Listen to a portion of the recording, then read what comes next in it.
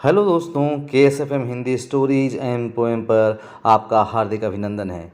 अगर आपने channel subscribe नहीं किया हुआ है तो जल्दी से कर लीजिए। तो चलिए सुनते हैं आज की कहानी। मसरूर मंदिर।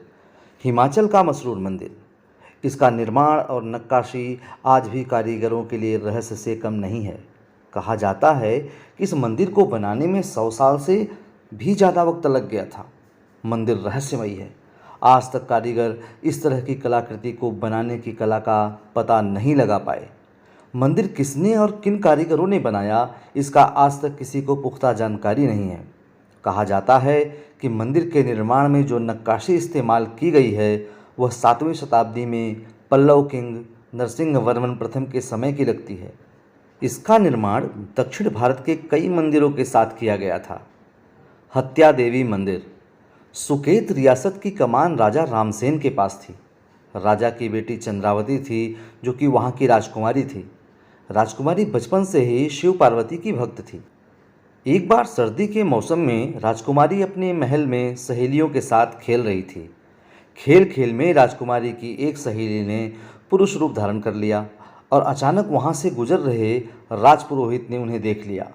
उन्हें लगा कि राजकुमारी चंद्रावती किसी अज्ञात युवक के साथ खेल रही हैं। वे तुरंत राजा के पास गए और उन्हें पूरी बात बता दी, जिससे राजा क्रोधित हो गए।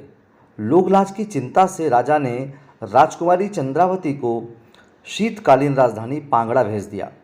चंद्रावती ने खुद को पवित्र साबित करने के लिए रति नाम का विषैला बीज एक शिला पर पीसकर खा लिया, जिससे उसकी मौत हो गई। कहा जाता है कि यह शिला आज भी पांगड़ा में यथास्थिति मौजूद है। राजकुमारी के प्राण त्यागने के बाद देवी चंद्रावती ने उसी रात अपने पिता राजा रामसेन को स्वप्न दिया और उन्हें पूरी कहानी सुनाई।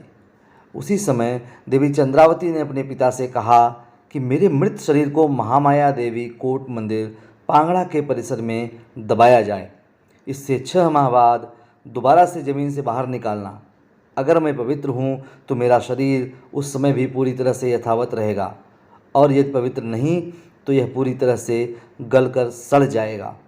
राजा ने अगली सुबह राजपुरोहित सहित रियासत के ज्योतिषियों को बुलाया और अपने सपने के बारे में बताया।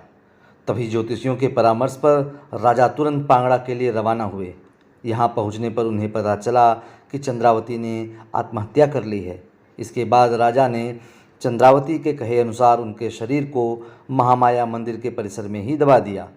6 माह बाद राजा ने वहीं पहुंचकर वह जमीन खोदी और देखा कि राजकुमारी का शरीर पूरी तरह से सुरक्षित था।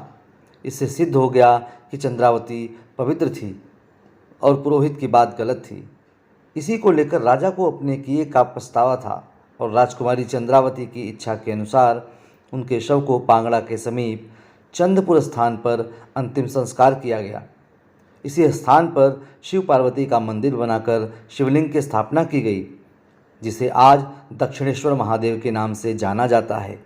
वहीं राजा रामसेन उन्माद से पीड़ित हो गए और उनकी इससे मौत हो गई, मगर इससे पहले उन्होंने झूठी शिकायत करने वाले पुरोहित को सजा के तौर पर राजधानी से बाहर निकालकर चुराग नाम के स्थान पर भेज दिया, जहां पर पानी से लेकर हर वस्तु का अभाव था।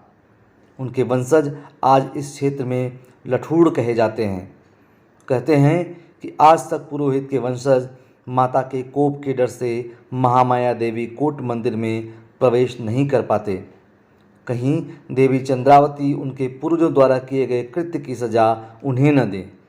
उसी समय से आज तक दशकों से महामाया देवी कोट मंदिर पांगड़ा के कलात्मक 6 मंजिला भवन के भूतल भाग में वाम कक्ष यानी बाईं तरफ बने मंदिर में देवी चंद्रावती की हत्या देवी के रूप में पूजा की जाती है। हालांकि यह मंदिर साल भर बंद ही रहता है और विशेष उपलक्ष्य में ही इसे खोला जाता है, मगर आज भी सुकेत राजवंश सहित इस गांव के लोगों पर देवी की अपार कृपा है।